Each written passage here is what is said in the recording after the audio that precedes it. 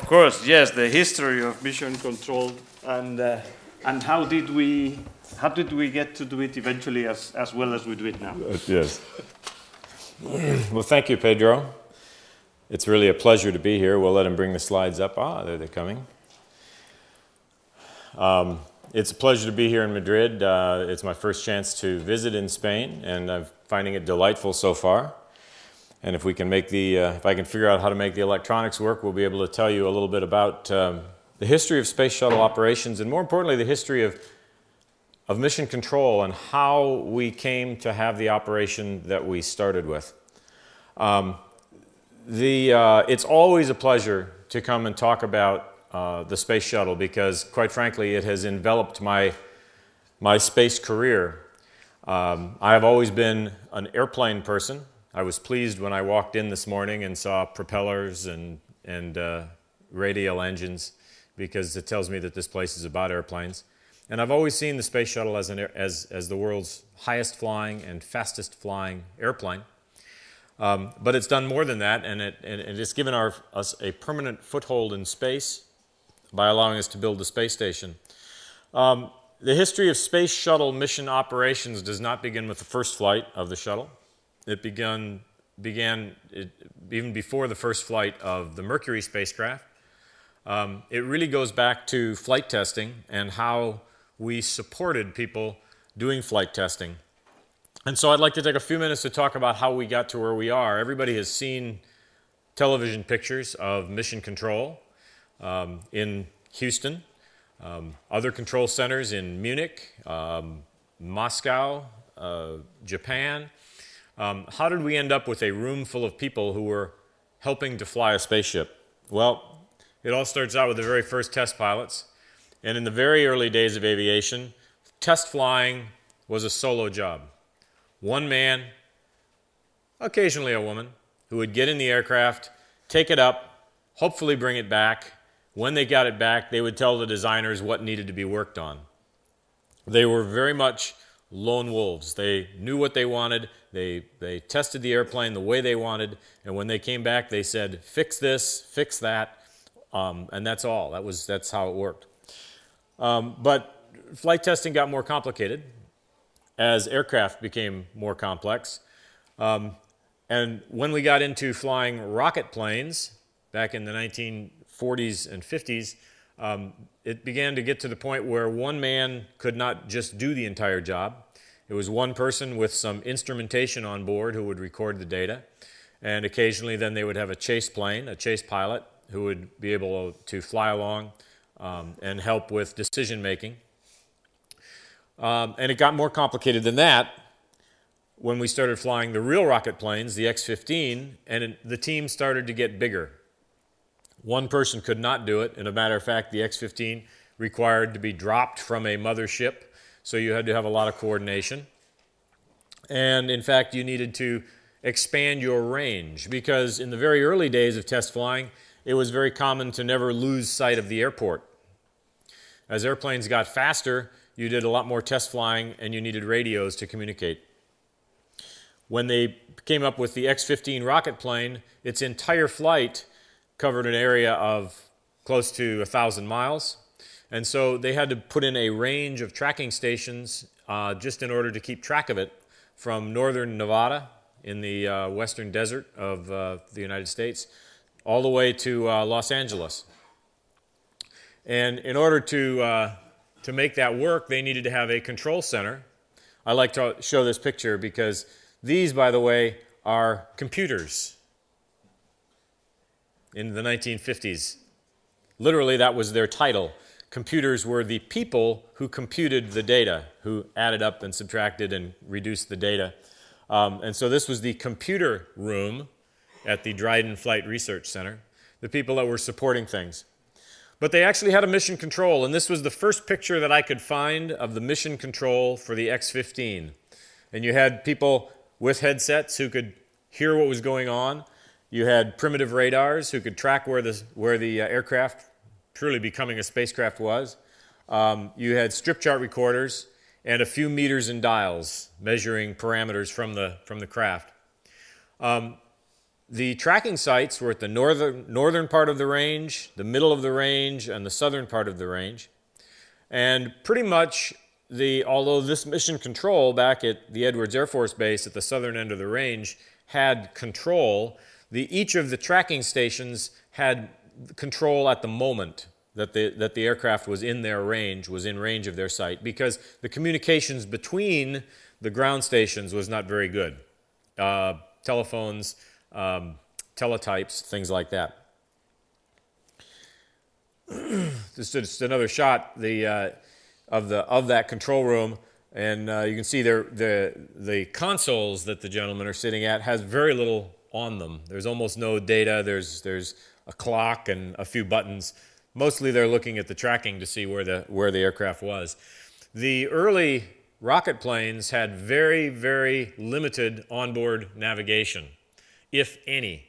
They really relied on the fact that the pilots knew the terrain they were flying over, could look out the window, figure out where they were, and if they really got lost, then their chase plane could help them navigate. Came up with a saying with the Mach 3 SR-71. The pilots used to say, "You've never been lost unless you've been lost at Mach 3." Things are happening very, very fast, and you cover a lot of ground, and by the time you figure out where you are, you're not there anymore. And that's really the truth with the X-15 as well. In the early days on the X-15, this was the first airplane that actually flew outside of the atmosphere, and when you would re-enter the atmosphere, the pilot's instincts and experience kind of didn't apply, because you don't just, if you decided that you needed to make a left turn to go over there, and you banked the airplane just kept going straight because there was no atmosphere to bite, for the wings and the tail to bite. Neil Armstrong, on one of his first X-15 flights, ended up skipping out of the atmosphere, and instead of biting in, and ended up well south over Los Angeles, when he needed to be back at Edwards, which was to the north of Los Angeles, and barely made it back to the north, because we were learning that you really needed help with this whole navigation thing. This is an example of one of the early tracking sites out in the middle of the Nevada desert. They basically had to put this site out there in the middle of nowhere. It had its own generator, a big tank of gas, its own antenna, and the people would go out to the site, and when the spacecraft or the aircraft was over them, they were the only contact that the pilot had with the ground. This was the other site. It was sited on a mountain, and even today, it's a very long drive on some very bad dirt roads to get out there. There's very little out there in the desert. Well, eventually we decided that it was time to fly a human being in space. And although those of us used to large engineering organizations today like NASA assumed that there was a major effort and a major program that started this, and somebody came up with the idea and then gave an assignment. Really, the Mercury spacecraft came out of a group of young engineers at the NASA Langley, or then the NACA Langley Research Station, who decided that they thought maybe it would be cool if they started to play with rockets. And in fact, the first program that started these rockets, they were sounding rockets. When somebody said, hey, we could make these bigger and we could actually put a man in the nose cone, they didn't have an approved project. They did not have an approved program to fund it. And they were limited by the amount, by government regulations about how much they could buy on their own authority. So they literally built a rocket assembly factory by buying the components and the tools $1,000 at a time. And the next thing they knew, they went to their boss and they told their boss that they had a rocket building facility, and that was the first that he knew of it. But he was a very good boss, and he said, this is great. I'm going to take your plans to headquarters, and we'll see if we can start a program, and that was the Mercury program, the Mercury capsule with the escape tower on top. And they said, let's put that on one of our missiles that the Army has, and we'll launch that into space, and we can do a suborbital lob. Well, they needed a control center for that, and so they created the Mercury Control Center. And this was the Mercury Control Center at Cape Canaveral, Florida. And it was Cape Canaveral at the time. There was no Kennedy Space Center. You'll see that there was people that were monitoring the various systems. This is not a blockhouse. This was for the spacecraft, not for the rocket, not for the launcher, which was elsewhere. The tracking sites is what I want you to see. Up there on that world map, you can see the circles over the various tracking sites around the globe. And you can see the orbit of the spacecraft, the sine wave that we're all familiar with across the globe, and how the tracking sites are right on that sine wave. And that was no accident. They plotted where the spacecraft was going to be and then sighted the tracking sites where they needed to be. Some of them were on islands and some of them were on ships. But what was interesting was this was still not an integrated mission control. Each site had the authority to do what needed to be done as the spacecraft came over. And after the spacecraft came over, they would send their data back to Kennedy Space Center. And if you ever listen to the tapes, you will hear terms like Carnarvon flight or Madrid flight or Cape flight. There was a flight director with the authority to do what needed to be done at each one of those sites. Cape flight had overall command of the mission, overall control, and Cape flight was Mr. Christopher Kraft, Dr. Christopher Kraft, but he developed his people, his team, so that he could give his authority to the people at the remote sites, and he trusted them to make good decisions. All the data was teletyped back to Cape Flight, and so there was sometimes confusion as things were happening quickly on the spacecraft. There was sometimes confusion as to whether everybody knew what was going on because there just was no high-speed data. But this was the first time that you had telemetry and you could actually have some limited commanding to the vehicle. Now this site I like because, this picture I like, and I heard Steve chuckle because he's familiar with the site. It was determined that we were going to go to the moon. As a matter of fact, shortly after we had done our first suborbital space lob, President John Kennedy decided that it was a good thing for us to go to the moon. And the reaction of most of the people in NASA was, he just told us to go where? Thank you very much, Mr. President. We are astounded, delighted, and excited to do this, and we'll let you know how we're going to do it when we figure it out.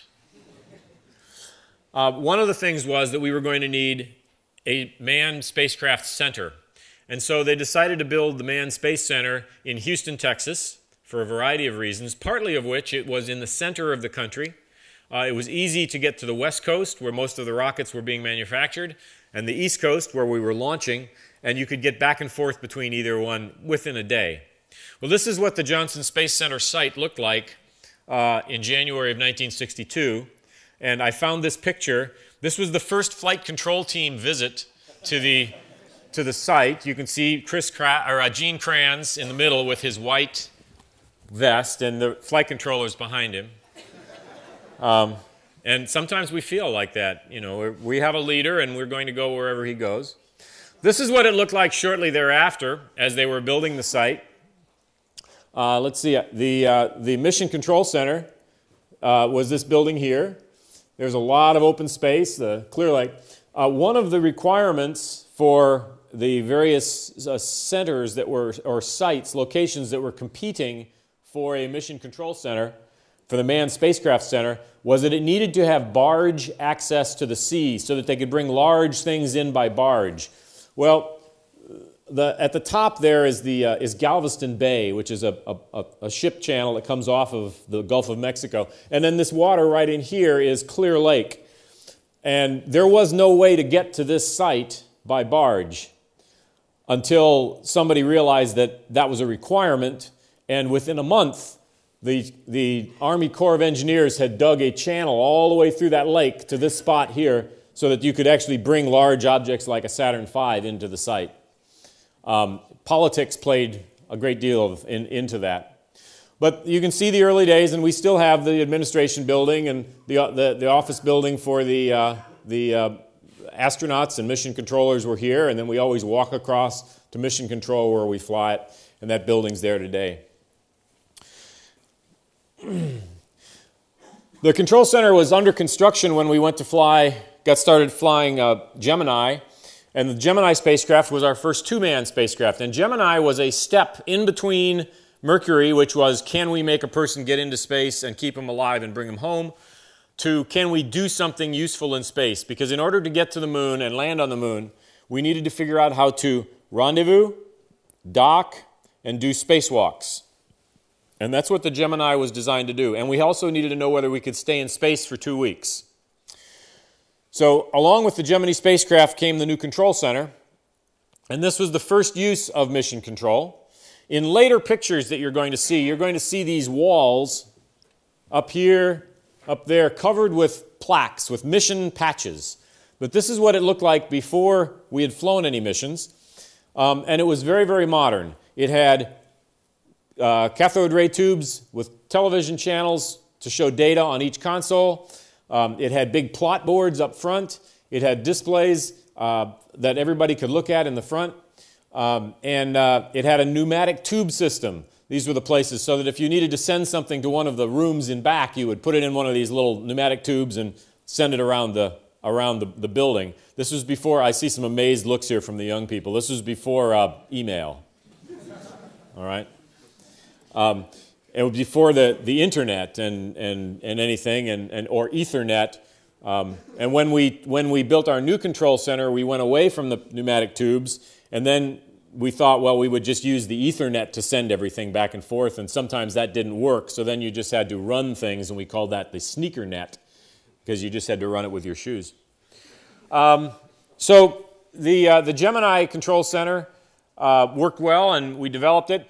There were two control centers, one on top of the other, and we used them alternately as they reconfigured them. And then the first floor of the building was the real-time computing complex. This was where the largest, fastest computing systems in the world resided. 5-6 times larger than this room. It was all computers, and it did all of the commanding and the telemetry to the spacecraft, and it also did all of the trajectory computations. And we've done the calculations today, and an iPhone has more computing power than the entire real-time computer complex did back in Apollo. So we put together the control center, and we're able to land on the moon. 1963, 1964 were the first flights out of the control center in Houston, and in 1969, Apollo 11 landed on the moon. You see the famous shot of Buzz Aldrin there standing on the moon. The control center was an amazing place. The first time I walked in there, I felt like I was walking into a cathedral because I had grown up with the space program. This is an interesting picture because we're used to seeing a world map with sine waves that show the orbit. If you look very closely up in the corner, you can see that this is a very different world map. It was up, it was back down, around. That was the lunar trajectory. That's how you went to the moon. And so it's a very different trajectory than what we see today. I think this was Apollo 8 when they took this picture. Very, very simple consoles, and most of the time when you needed to do commanding, you had to build the commands by hand, by individual bits, or by hex or octal words, and then you'd check them and you'd see everything in hex or octal, and you'd send those bits to the spacecraft. It was very low rate commanding. All the young folks are too young to remember, 300 baud modems, but that's the kind of thing, there's a bit, there's another bit, I think that was a bit, and things like that, compared to the kind of high-speed communications we have today. We carried forward this same control center into the shuttle era. The first shuttle flights were the first flights that had been done for several years out of the control center, were the approach and landing tests. This is the Enterprise, the shuttle Enterprise, which of course was never flown in space. It was an atmospheric test vehicle. This was landing on the lake bed at Edwards. You can always tell the Enterprise because in flight it had this large pedostatic test boom sticking out. That was one of the first landings with the tail cone on.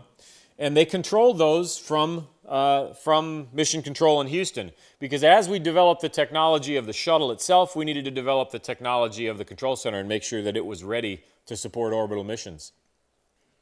And this is a picture of the control center during shuttle operations. You'll see that we started to develop a lot of mission plaques on the wall. You see all of the missions that were flown out of this room. At the end of a mission, by the way, well, during a space shuttle mission, we hang the crew's plaque. The crew develops their patch, and we hang that next to the door that we come into in the control center. And at the end of the mission, we pick somebody on the team who did a really outstanding job, a most valuable player, and we give them the honor of taking the plaque from the door and climbing a ladder and hanging it on the wall where it hangs permanently in its place of honor. We only do that when the mission is successfully completed. I mention that because if you ever get a chance to visit Mission Control, you will find 3 plaques next to the door that will never leave. The first was for the Apollo 1 crew that died on the launch pad. Their mission never was completed. The next was the last flight of Challenger 51L. Their mission was never completed. And the last flight of the Columbia 107. Those mission plaques will always stay by the door, and they're there to remind my flight control teams of the seriousness of what we do. So when we started flying the shuttle, very early flights, we did everything again with ground sites. So we developed a culture of, we have 5 minutes of data as they're over Guam, and then we can't talk to them until they come back over the tracking site on the United States. And we had several tracking sites across the United States where we could talk to them for maybe 10 or 12 minutes. And then they would go off the range, and there would be another period of time where we couldn't talk to them, and so on and so forth. And so the culture of mission control grew up as, do everything, do it right now, make quick decisions, because you're going to see what's going on in the spacecraft with your telemetry, react to it, build commands, talk to the crew, and then they're gone. Right? So we were more out of contact than we were in contact.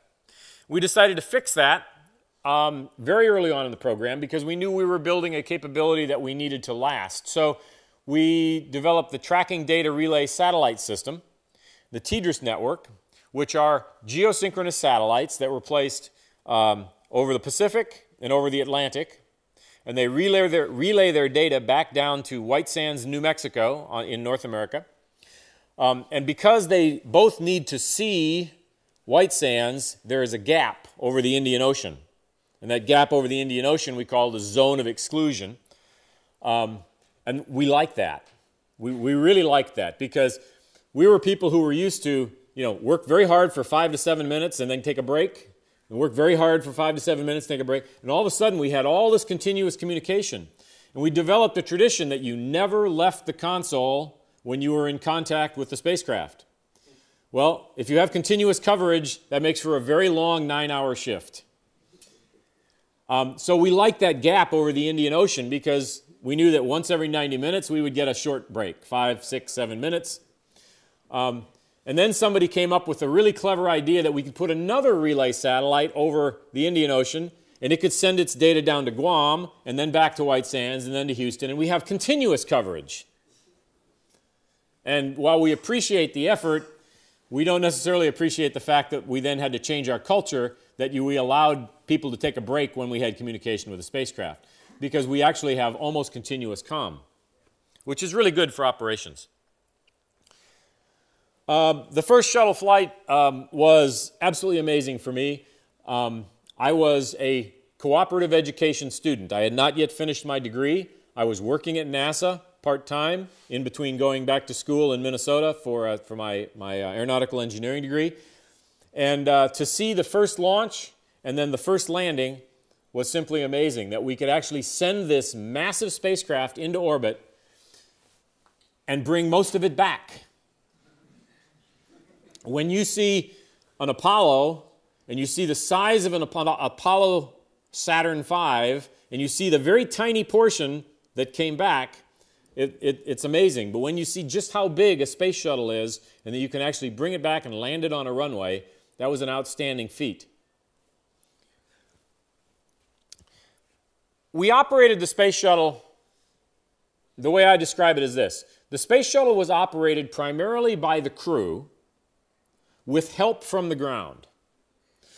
The ground managed the plan, and it managed systems that the crew didn't need to manage. Things like the communication system.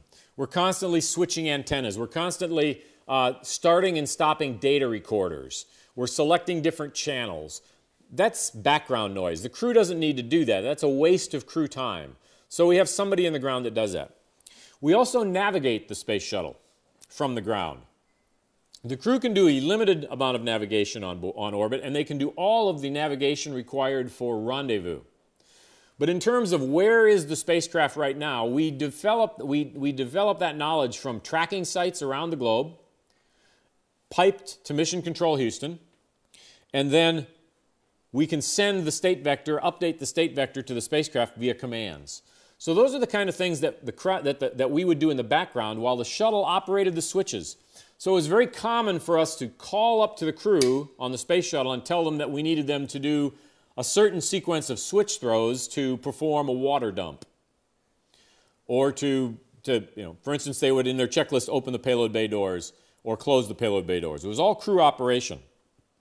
You really can't operate the space shuttle. You could not operate the space shuttle entirely from the ground. It had to have a crew on board. Remember that, because when we talked to about the station, the station was built with a different philosophy. Now, one of the other things that we did through Apollo and into the shuttle was we developed the concept that we didn't have remote flight control teams anymore. Everybody that was part of the operation was in Houston, and all the data was coming back through high-speed data links. We also realized early on in the shuttle program that not only were we going to have mission control in Houston, but we were going to do science. And we were going to do science on a global scale. So we were going to have scientists and payloads operated from other places. So we developed the concept of the Remote Payload Operations Control Center, or POC. And I've worked with people in POCs all over the globe, Europe, Canada, other places in the United States, Japan, various places around the globe. And instantaneous voice communications allows us to do that, as well as data transmission. And it makes sense if we're working with a university who has a science payload or a satellite or something like that, to let them stay where they are with their data, with their resources, and all we need to do is talk to them about how we're going to launch them, where they want to be launched, and we set this up in advance with our rules and our procedures. So we use those POCs all the time.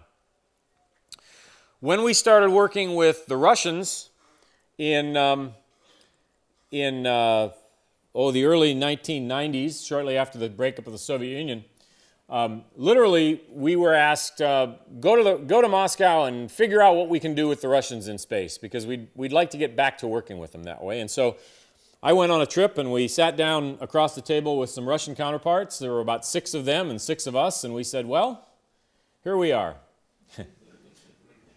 We last worked together on Apollo-Soyuz test project, and it was successful. And now our leadership wants us to do something. What should we do? And they said, well, we have this space station called Mir, but our space shuttle program has ended. We didn't make that. We ran out of funding on that. And you guys are struggling to build a space station, but you have this wonderful shuttle. So how about we match your shuttle to our station, and we'll see what works. And that's where Shuttle Mir came from. And it was quite an amazing project to be part of. And it also developed the fact that we were going to need to have 2 major control centers working together to make a mission happen. And always we were asking the question, who's in charge?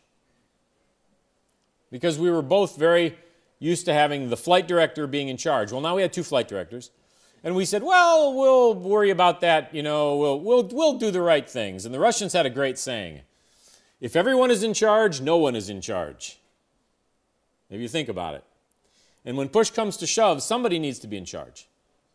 In the International Space Station, it turns out that the United States has the ultimate authority, but we freely admit that we cannot do this without every player in the game doing their part. And so the Russians essentially manage their system, and we encourage the Japanese to manage their system and the Europeans to manage their system, and all we do is coordinate things. And in emergencies, it turns out, if it's a real emergency, there are 3 major emergencies on the space station, and it was kind of true on the shuttle, was fire, depressurization, or a toxic atmosphere. And in all truth, the crew is in charge when an emergency happens, because they're the ones right there at the time. And that's a good time to mention that. There's a tradition in aviation, and I've been an aviator my entire life, that the pilot in command always has the ultimate authority. And for space mission operations, because it's a very large activity which has a large number of people involved, and more than just the crew, the flight director has the ultimate authority according to the rules. The next rule says, if the commander is unable to contact the ground, the commander can take any action he or she feels necessary for the safety of the crew and the success of the mission. So we do not take away that pilot and command responsibility from the commanders. We share it with them, and we're all on the same page, so we're all trying to do the same thing. And we've never had an issue where the commander wanted to do one thing and at least never that the commander has said he wanted to do one thing and the ground told him to do another. Steve is smiling again. So let's see. I want to talk a little bit about, I'm just kind of leaving that slide up there while I cover a few points about operating things. So in the shuttle, the crew is the primary operators. Command operated a lot of the things, and we did updates. But for rendezvous, we did a lot of rendezvous. And rendezvous with another object in space is really interesting. I don't know how many pilots we have here, but a lot of the young folks might fly a little bit. It's very difficult to spot another airplane in the sky. If it's more than a mile away from you and you don't know exactly where to look, it's very, very hard to see. Well, here we do this thing with spacecraft where we launch one and we know where it is because of the ground tracking, and we launch another one, and they're both moving at 18,000 miles an hour, 25,000 feet per second. And space is a really, really big place. I mean, you can't just go, oh yeah, I think they're over there about 100 miles. Right? We developed the capability to, using ground radar to get in close, and then using the crew with on-orbit computers that knows the relative positions of the two spacecraft, and then when you get to bring them closer together, and then rendezvous radar, which gets a better lock to bring them in closer, and then star trackers, which then can look at the other vehicle as a star to get them even better. And then when we get in very close, we have laser rangefinders to refine that statement. It's kind of like the game of golf. Theoretically, you can stand on the first tee and you can hit the ball and put it right in the hole with one swing. I don't play golf that way. I usually shoot my first shot and it goes into the weeds on the left, and then I have to drop another ball, and then I get it in the fairway, and then I get it closer to the green, and then I put it in a bunker, and then I get it onto the green, and then I take 3 putts to get it in the hole.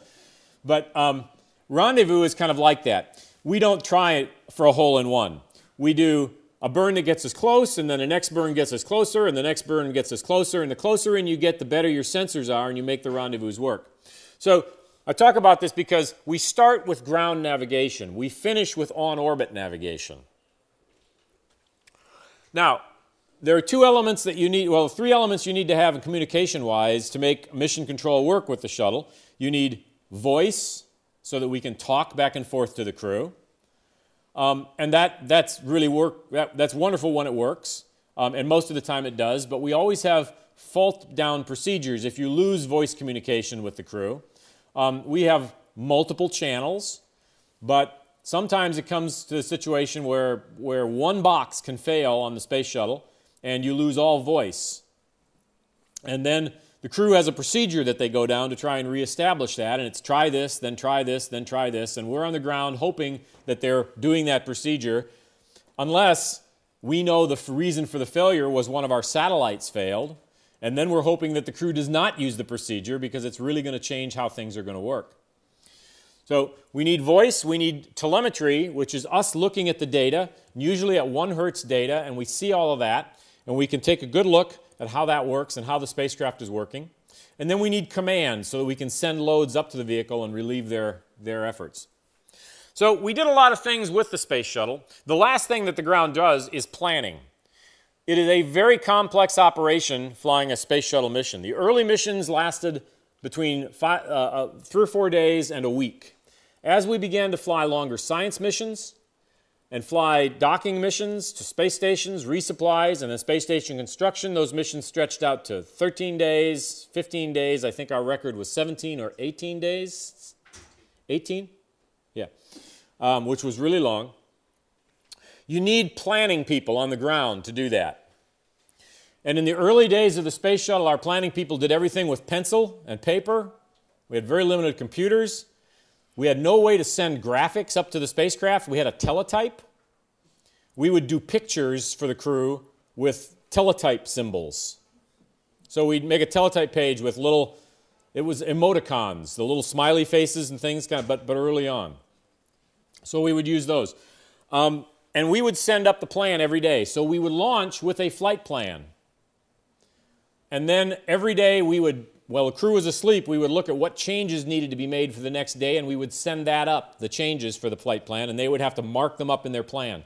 As things became more sophisticated, we developed the capability to actually send images, and we could send the whole plan up.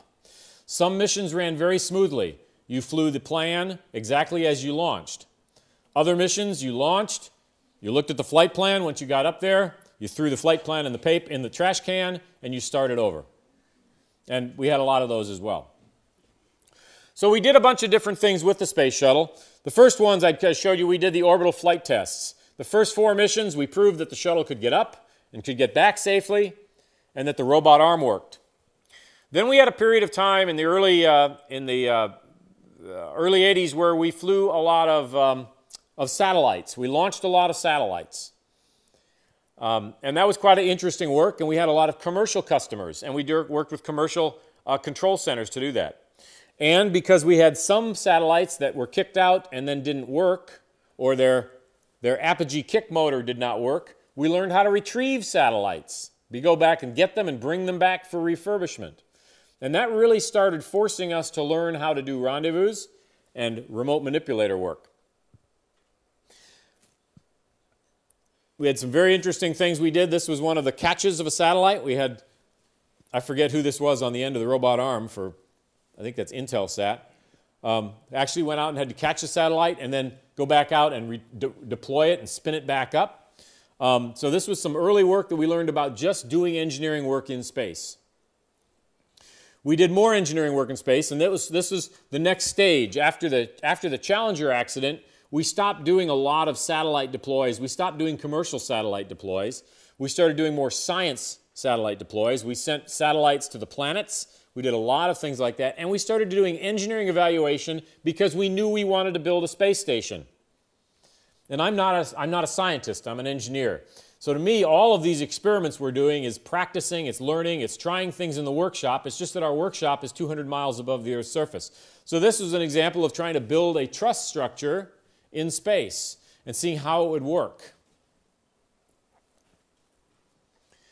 This is one of the satellites that we sent to the planets with a large booster attached, and we'd take that up, deploy it, and away it went.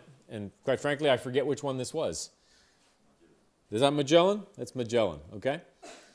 This is the amazing thing. I know many people that I have had a chance to work with over my career who are unbelievably excited to work one mission. They get to work their one mission with the space shuttle, and that's the highlight of their careers. And I was fortunate to work on over 100 missions personally, and I was there for the entire history. And it's easy to forget that one mission is tremendously exciting just in itself. We did a lot of science. We flew the Space Lab module, which was developed by ESA, and we went up and did a lot of science with science crews. We'd spend 2 weeks on orbit, taking racks up and back, and this was the kind of science that we could do before we had the permanent space station.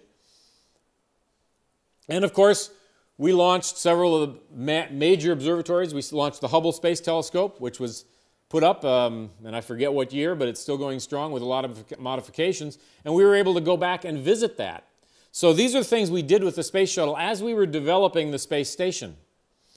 Repairing the Hubble telescope was amazing. and we try not to use the word repair that much because it was servicing. We repaired it from its initial problem, but then we went up and we made it better. We upgraded it. We made it a better instrument before we left. We learned to do a lot of spacewalks. I still remember the very first time we did a spacewalk out of the shuttle, or I should say tried to do a walk out of the shuttle. We got up there and it was one of the mission objectives and the suit wouldn't work. It had a pump problem. And at that time we treated EVAs or spacewalks as, oh yeah, that'll be neat someday when we can manage to make that work. Today we take it for granted almost that we have EVA capability. The things that we can do outside is simply amazing. And then we got involved with the Russians on Shuttle Mir, and we started using the shuttle in the way it was intended, because nobody ever said, let's go build a space shuttle and then figure out what to do with it. No, no, no. The space shuttle was an afterthought.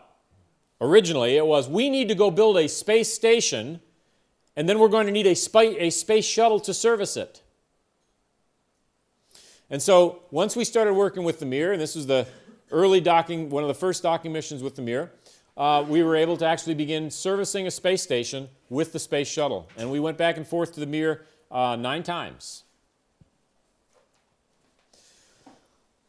We eventually developed a new control center.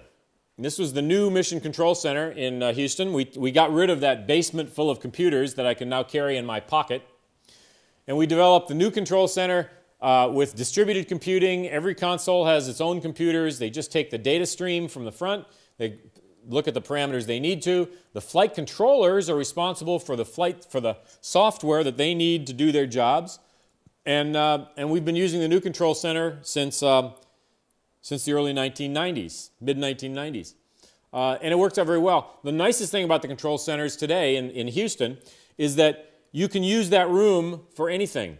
We can have everybody get up and walk out and take their books with them, and then a space station flight control team can walk into the same room, put their books down, log in, and it becomes a space station control center. So it's very, very versatile. Of course, the whole thing was designed to build a space station, and these are the early stages of building that space station. When we brought the first U.S. module up to dock with the first module that was launched, which was the Russian module, Russian FGB. And then the station grew as we started putting on solar arrays, and a lot of spacewalks went into putting this all together. When we got ready to start building the space station, we talked about, and I'm sure Steve remembers this, the wall of EVAs. We looked at how many EVAs, or spacewalks, were going to be required to build the space station, and those of us who'd experienced problems with suits and things like that said, yeah, I'll believe it when I see it. The other interesting thing about the space station was that it was built with components, major engineering components that were never bolted together on the Earth. So many of the major components, the first time they were ever joined was on orbit. And anybody who's ever assembled anything knows that that is a very, very frightening prospect. How many Germans did you have on board? How many what? Germans. Yeah, we had a few Germans. And the point is, everything fit together, and all the spacewalks went perfectly. Some of them, the actual spacewalking went just fine. We didn't have suit problems. It was amazing the way that it went together. It's a huge place. As you can see by how the space station itself, a small portion of the space station dwarfs the crew members. It's one thing to look at a picture of the space station and realize, oh yes, here's the central core, and you can walk out you can go out the truss out to the end to the solar arrays and do this and that. It's another thing to be, and again, I'm sure Steve can relate to that. You can be in the pool or on the thing, and you're in a spacesuit, you're right up next to it, and you have no idea where you are because it's so big that you can literally get lost on the structure. And this was a shot from STS-134, I believe, with the completed space station, all of the solar arrays, a space shuttle docked. This is not a painting, this is a photograph taken from a departing Soyuz. And ATV or HTV on the end, I forget. So I want to wrap up this portion of the talk and then let you have some questions to talk about the foundations of mission control. Because these are the things we learn. Mission control is not simple. We come from a flight test background. I have had a number of close friends take off in airplanes or spaceships and never come back. It's a deadly business. It's something that we learn to live with. Our mission control, our flight operations grew out of people who were in that flight test business. And we learned it at a very early age that it is a very serious game. And the foundations of mission control, to instill within ourselves the qualities that are essential to professional excellence. Discipline. You have to be focused. You have to understand that you're there to do a specific job and everything else in your life is inconsequential at the time. You have to be competent. You have to be the world's leading expert in what you do. My front room flight controllers, I was one of them before I was selected as a flight director. I expect each of them to know more than anyone else in the world about their system. If they don't, they go out and learn more. Nobody can challenge their excellence. Confidence comes from being disciplined and competence. You need to be confident.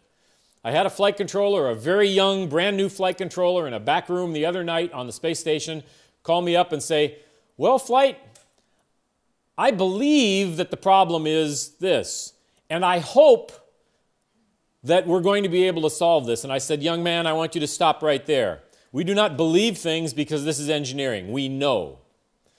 And hope is not a plan. We're responsible. When something goes wrong, we take responsibility for it." The best example of this that I can remember as a story was from an Apollo simulation where the navigation officer was making some mistakes. And the flight director was getting kind of upset because this was the last simulation before a major launch.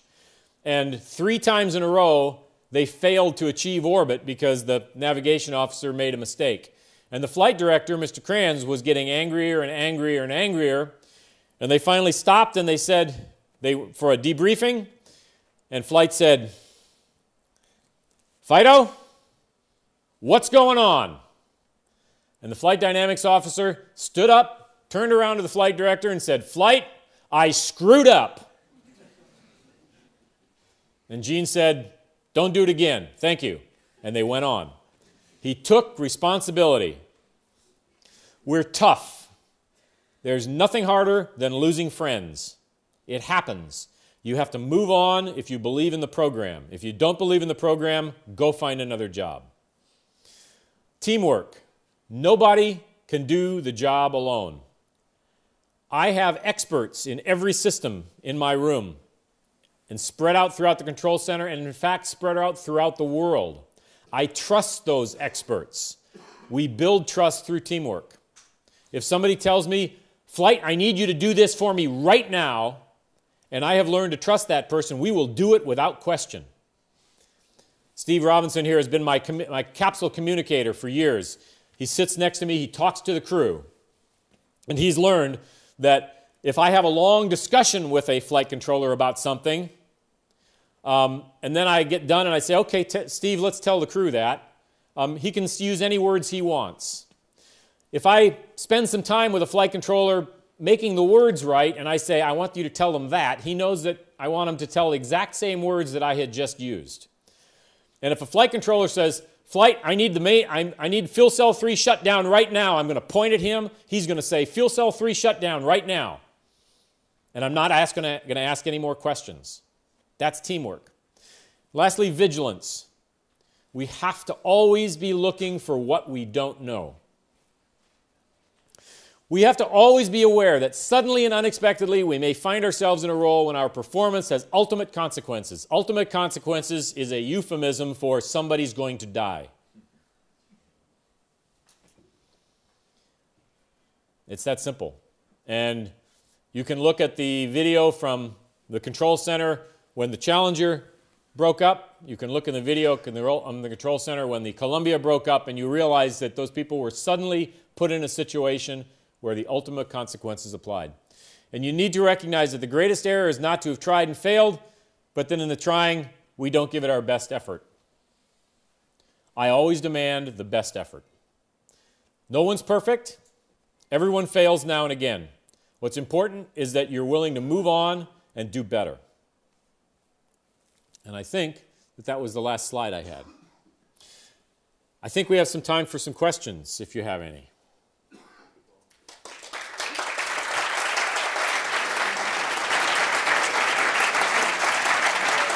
Thank you.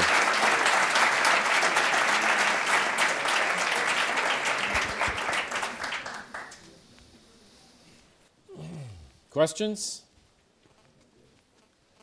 Steve. I always wanted to ask this. When the Russians put their mission control together, did they come from the same flight test background? And did they learn from us? Did we learn from them? How did that work? That's a very good question. Steve, in case you didn't hear it, Steve asked, how did the Russian mission control grow? Did they learn from us? Did we learn from them? I think they grew independently, and I think they grew from a flight test background of some sort. Just like our people came from an aviation background, their people tended to come from an aviation background. And I think it was co-evolution. We were quite surprised to find, when I went there, that their control center was put together and operated very much like ours. I don't know that we borrowed from them. I don't know that they borrowed from us. I think that we grew a common solution that made sense. Yes? Any idea why the space shuttle was used to deploy commercial satellites? Any idea why it was used to deploy commercial satellites? That was part of the initial concept. Frankly, I think that we wanted the space shuttle to be everything to everybody. And it was sized and developed so that it could serve commercial, scientific, Department of Defense, and to make all of that work. And so that was part of the initial plan. Of course, I was a young student at the time that was conceived, so I wasn't part of that. I mean, in terms of efficiency, particularly cost efficient. Yes, yeah.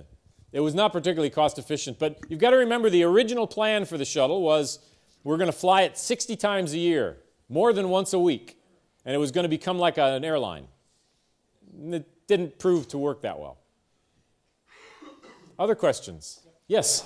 How do you deal with the space debris problem from the operational point of view? Because sometimes it looks like you maneuver, sometimes it looks like you call the queue to go to the capsule. What is the standard procedure for the space debris problem? Very good question. Space debris. We do a lot of tracking of debris, but as you all know, you can only track debris down to a certain size. And there is debris that is big enough to kill you that you simply can't see. So we track what we do with it two ways. The things that we can track, we track very carefully, and we can do a maneuver to get out of the way if it looks like, as we get in closer and closer, if it still looks like it's going to be close, we refine the calculations, then we'll do a short maneuver to get out of the way. Most of the time, as we refine the calculations, we realize that it's not going to hit us, and we don't do anything. If we have a very, very short notice conjunction with debris that we have high confidence in, we will have the crew shelter in place on the space station in a Soyuz. In the shuttle, there really isn't any place to shelter. And then, to a large extent, you have to rely on the fact that space is very, very big, and debris is very, very small, and the stuff that if you have a hit, you'll simply have to deal with the leak that results. So it is a calculated risk. Yes?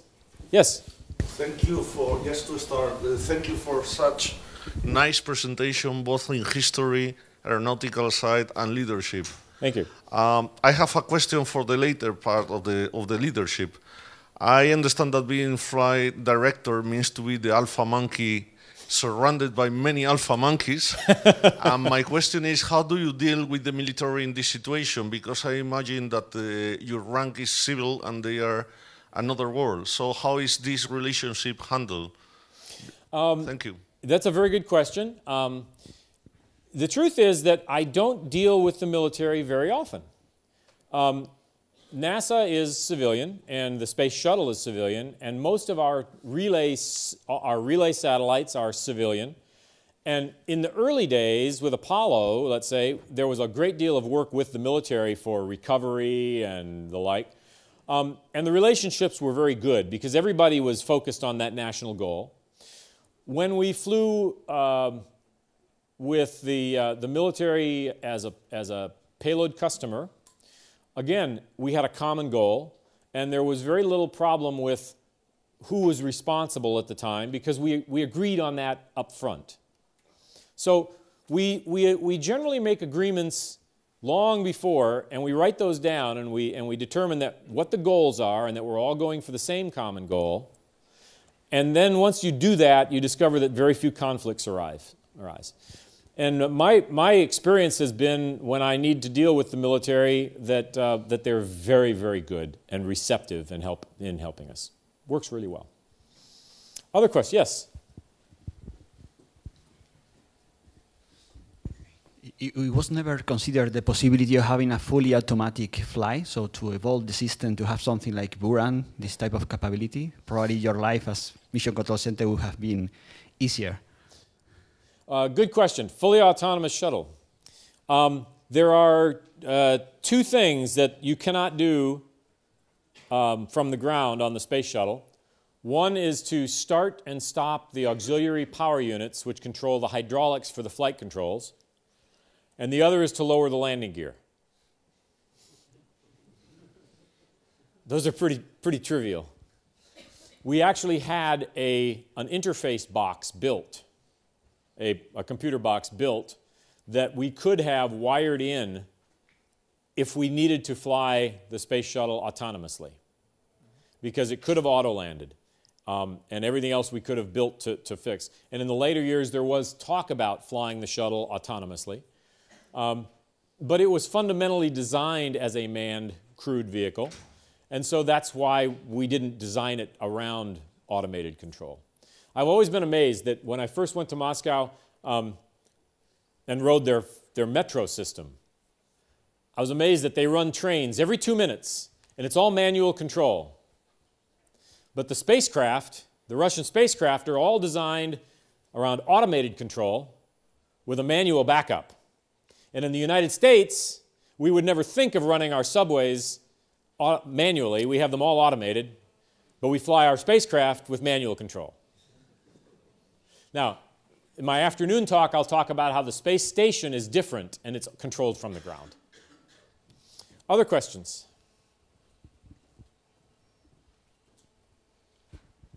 Anything?